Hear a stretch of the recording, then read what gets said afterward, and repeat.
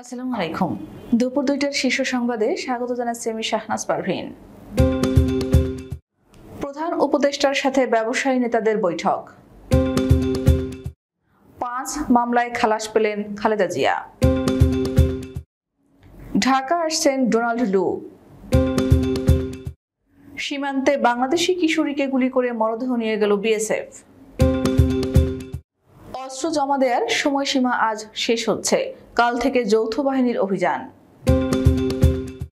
মসজিদে যদি পাহারা না লাগে মন্দিরে কেন প্রয়োজন, জামায়াত আমির। ওমরা যাত্রীদের ছদ্মবেশে পালাতে গিয়ে বিমানবন্দরে ধরা বদির কেশিয়ার। নোয়াখালীতে কাদের মির্জার বিরুদ্ধে চুরি ও চাঁদাবাজির মামলা। দিনভর নাটকীয়তার পর আটক অতিরিক্ত পুলিশ সুপার কাফি। ভোরের বৃষ্টিতে ডুবল ঢাকা। ছাত্র পরিচয় দিতেই রোগীর স্বজনকে পেটালেন আনসার সদস্যরা। পদ্মায় নৌকাডুবি নিখোঁজ 4 জনের মরদেহ উদ্ধার। এবং ভারতের রাজস্থানে মিগ-29 যুদ্ধ বিমান বিধ্বস্ত। শুনছিলেন শিরোনাম, এবার বিস্তারিত। প্রধান উপদেষ্টা ডক্টর মোহাম্মদ ইউনূসের সাথে বৈঠক করেছেন ব্যবসায়ী নেতারা। মঙ্গলবার সকাল 10:30টায় 6 জনের একটি প্রতিনিধি দল রাষ্ট্রীয় অতিথি ভবন যমুনায় তার সাথে বৈঠক করেন। ব্যবসায়ীদের পক্ষ থেকে বর্তমান সরকারকে সমর্থনের কথা জানান তারা। দাবি ছিল চলমান পরিস্থিতিতে শিল্প প্রতিষ্ঠানের নিরাপত্তা নিশ্চিতের পাশাপাশি বিভিন্ন শিল্প কারখানায় ভাঙচুর ও বিক্ষোভ নিয়ে আলোচনা হয় প্রধান উপদেষ্টার সাথে। নেতারা বলেন, নিরাপত্তা নিশ্চিত করা না গেলে অর্ডার নিয়ে বিকল্প দেশে চলে যাবেন বিদেশি ক্রেতারা। এ সময় ব্যবসায়ীদের সব ধরনের সহায়তার আশ্বাস দেন প্রধান উপদেষ্টা ডক্টর মোহাম্মদ ইউনূস। মানহানির অভিযোগে দায়ের করা 5 মামলা থেকে খালাস পেয়েছেন বিএনপি চেয়ারপারসন বেগম খালেদা জিয়া। মঙ্গলবার ঢাকার অতিরিক্ত মেট্রোপলিটন ম্যাজিস্ট্রেট মাহবুবুল হকের আদালত 4টি এবং অতিরিক্ত চিফ মেট্রোপলিটন ম্যাজিস্ট্রেট তোফাজ্জল হোসেনের আদালত একটি মামলায় খালাসের আদেশ দেন। এদিন মামলাগুলো শুনানির জন্য ছিল, তবে মামলার বাদীরা আদালতে হাজির হননি। কয়েক মামলার বাদী এবি সিদ্দিক মারা গেছেন। এই অবস্থায় খালেদা জিয়াকে মামলা থেকে খালাসের আবেদন করেন তার আইনজীবী মাসুদ আহমেদ তালুকদার, সৈয়দ জয়নাল আবেদিন মেজবা। পরে আদালত তাকে মামলাগুলো থেকে খালাসের আদেশ দেন। ছাত্র জনতার রক্তাক্ত অভ্যুত্থান পরবর্তী বাংলাদেশের সঙ্গে সহযোগিতামূলক সম্পর্ক জোরদার করার পথ ও পন্থা নিয়ে জরুরি আলোচনায় ঢাকা আসছেন মার্কিন সহকারী পররাষ্ট্রমন্ত্রী ডোনাল্ড লু। যুক্তরাষ্ট্রের একটি উচ্চ পর্যায়ের প্রতিনিধি দলের গুরুত্বপূর্ণ সদস্য হিসেবে চলতি মাসের মাঝামাঝিতে আসছেন তিনি। প্রতিনিধি দলে রয়েছেন যুক্তরাষ্ট্রের রাজস্ব ও অর্থ দপ্তরের আন্তর্জাতিক অর্থায়ন বিষয়ক সহকারী আন্ডার সেক্রেটারি ব্রেন্ট নেইম্যান এবং জাতীয় নিরাপত্তা পরিষদের সিনিয়র ডিরেক্টর লিন্ডসে ফোর্ড। গত মে মাসে সর্বশেষ বাংলাদেশ সফর করেন দক্ষিণ এশিয়ায় বহুল আলোচিত মার্কিন কূটনীতিক লু। রাজনৈতিক পট পরিবর্তনের পর ডোনাল্ড লু তথা যুক্তরাষ্ট্রের কোনো প্রতিনিধি দলের এটাই হতে যাচ্ছে প্রথম বাংলাদেশ সফর। মৌলভীবাজারের কুলাউড়ায় ভারতীয় সীমান্তরক্ষী বাহিনীর গুলিতে স্বর্ণা দাস নামের এক কিশোরীর মৃত্যু হয়েছে। রবিবার রাতে উপজেলার শরীফপুর ইউনিয়নের লালারচক সীমান্ত এলাকায় ঘটনাটি ঘটলেও সোমবার রাতে বিষয়টি জানাজানি হয়। নিহত স্বর্ণা জেলার জুরি উপজেলার পশ্চিম জুরি ইউনিয়নের কালনিকর গ্রামের বাসিন্দা পরেন্দ্র দাসের মেয়ে। স্বর্ণা 8ম শ্রেণীতে অধ্যয়নরত ছিল। স্বর্ণার বাবা পরেন্দ্র দাস জানান, ভারতের ত্রিপুরায় তার বড় ছেলে থাকেন। তাকে দেখতে স্বর্ণা ও তার মা রবিবার রাতে স্থানীয় 2 দালালের সহযোগিতায় লালারচক সীমান্ত দিয়ে চোরাই পথে ভারতে যাওয়ার চেষ্টা করেন। রাত 9টার দিকে ভারতের কাঁটাতারের বেড়ার কাছে পৌঁছালে বিএসএফ তাদের লক্ষ্য করে এলোপাতাড়ি গুলি চালালে স্বর্ণা ঘটনাস্থলেই মারা গেলেও ভাগ্যক্রমে স্বর্ণার মা বেঁচে যান। সব ধরনের অস্ত্র জমা দেওয়ার সময়সীমা আজ মঙ্গলবার শেষ হতে যাচ্ছে। অবৈধ অস্ত্র উদ্ধারে আগামীকাল বুধবার থেকে যৌথ বাহিনীর অভিযান শুরু হবে। গত 15 বছরে বেসামরিক জনগণকে দেয়া আগ্নেয়াস্ত্রের লাইসেন্স স্থগিত করেছে সরকার। মঙ্গলবারের মধ্যে গোলাবারুদ সহ এসব আগ্নেয়াস্ত্র সংশ্লিষ্ট থানায় জমা দিতে নির্দেশ দেওয়া হয়েছে। এর মধ্যে বিভিন্ন থানা থেকে লুটপাট করা অস্ত্র যেমন রয়েছে, তেমনি রয়েছে বৈধ অস্ত্র। গত মাসে শেখ হাসিনার পতনের পর দেশের বিভিন্ন থানায় হামলা করে লুটপাট করা হয়। সে সময় লুণ্ঠিত অস্ত্র ও গোলাবারুদ জমা দেওয়ার শেষ সময় আজ মঙ্গলবার। বাংলাদেশ জামায়াত ইসলামীর আমির ডাক্তার শফিকুর রহমান বলেছেন, আমার বাড়িতে যদি পাহারা না লাগে, আমার মসজিদে যদি পাহারা না লাগে, তাহলে হিন্দু বন্ধুদের মন্দিরে কেন পাহারার প্রয়োজন হবে? আমরা এ ধরনের কোনো বৈষম্য চাই না।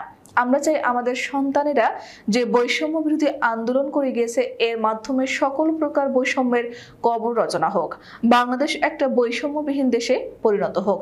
সোমবার সকালে দিনাজপুর ইনস্টিটিউট প্রাঙ্গণে এক সমাবেশ ও দোয়া অনুষ্ঠানে প্রধান অতিথির বক্তব্যে এসব কথা বলেন শফিকুর রহমান। বৈষম্য বিরোধী গণ অভ্যুত্থানে নিহত রুদ্র সেন, অন্য শহীদ ও আহতদের জন্য এ অনুষ্ঠানের আয়োজন করে জামায়াতের দিনাজপুর উত্তর সাংগঠনিক জেলা। উখিয়া টেকনাফ আসনের সাবেক সংসদ সদস্য আব্দুর রহমান বদির ব্যক্তিগত কেশিয়ার সালাউদ্দিনকে আটক করেছে র্যাপিড অ্যাকশন ব্যাটালিয়ন। সোমবার সন্ধ্যা 6:45 সিলেটের ওসমানী আন্তর্জাতিক বিমানবন্দর থেকে তাকে আটক করা হয়। এ সময় ওমরা যাত্রীর ছদ্মবেশে দেশ পালায়নের চেষ্টা করেছিলেন সালাউদ্দিন। র্যাব সদর দপ্তরের লিগ্যাল অ্যান্ড মিডিয়া উইংয়ের সহকারী পরিচালক এএসপি আনম ইমরান সালাউদ্দিনের আটকের বিষয়টি নিশ্চিত করে জানিয়েছেন, তাকে কক্সবাজারের উখিয়া থানায় সোপর্দ করা হবে। নোয়াখালীর কোম্পানীগঞ্জ উপজেলা আওয়ামী লীগের সভাপতি ও বসুরহাট পৌরসভার সাবেক মেয়র আব্দুল কাদের মির্জার বিরুদ্ধে চাঁদাবাজি ও চুরির মামলা দায়ের করেছেন এক ব্যবসায়ী। গতকাল সোমবার বিকেলে জেলার বিচারিক ম্যাজিস্ট্রেট 2 নম্বর আমলি আদালতে মামলাটি দায়ের করেন। বসুরহাট বাজারের মেসার্স হুমায়ুন টিম্বার ও ফিরোজ অ্যান্ড ব্রাদার্সের মালিক ফিরোজ আলম মিলন। মামলায় আব্দুল কাদের মির্জার সঙ্গে তার ভাই শাহাদাত হোসেনকেও আসামি করা হয়েছে।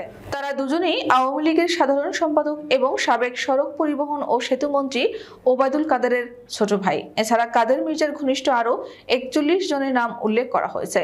বিচারক মোহাম্মদ ইকবাল হোসেন অভিযোগটি আমলে নিয়ে পুলিশ ব্যুরো অব ইনভেস্টিগেশনকে তদন্ত করে প্রতিবেদন দাখিলের নির্দেশ দিয়েছেন। ঢাকা জেলার অতিরিক্ত পুলিশ সুপার মোহাম্মদ আব্দুল্লাহিল কাফিকে আটক করা হয়েছে।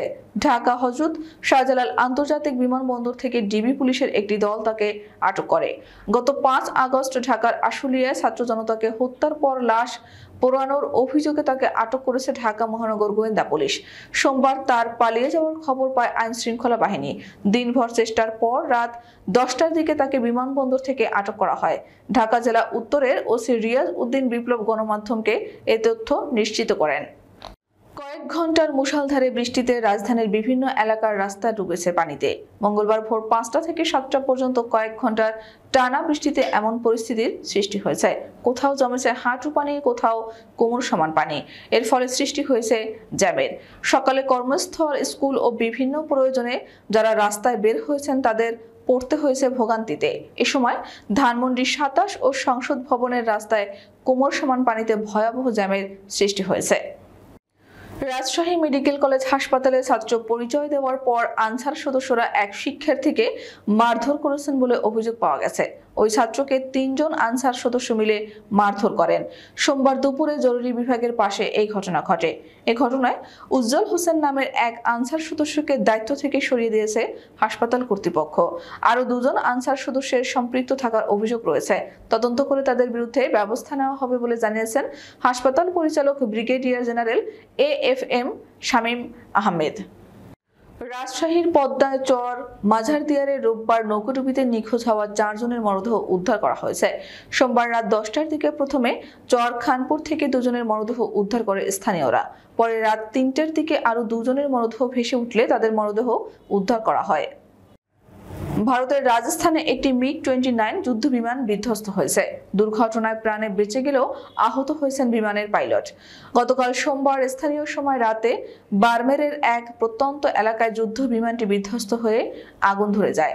ধানির এলানিওর কাছে মঙ্গলা প্রসেসিং টার্মিনাল MPT রোডে বিমানটি বিধ্বস্ত হয়েছে। মঙ্গলবার ভারতীয় সংবাদ মাধ্যম NDTV জানায়, বিমানটি আকাশে উড্ডয়নরত অবস্থায় গুরুতর প্রযুক্তিগত সমস্যায় পড়ে এবং বিধ্বস্ত হয়। আমাদের পরবর্তী রাত 10টার শীর্ষ সংবাদ দেখার আমন্ত্রণ জানিয়ে এখনকার মতো বিদায় নিচ্ছি। দর্শক, ভিডিওটি শেষ পর্যন্ত দেখার জন্য আপনাকে অসংখ্য ধন্যবাদ। নিত্য নতুন সংবাদ পেতে আমাদের ইউটিউব চ্যানেলটি সাবস্ক্রাইব করুন ও নিয়মিত নোটিফিকেশন পেতে বেল বাটনটি ক্লিক করুন এবং আমাদের ফেসবুক পেজটিতে লাইক করুন। এছাড়াও আমাদের ভিডিওতে লাইক দিয়ে শেয়ার করুন। আল্লাহ হাফেজ।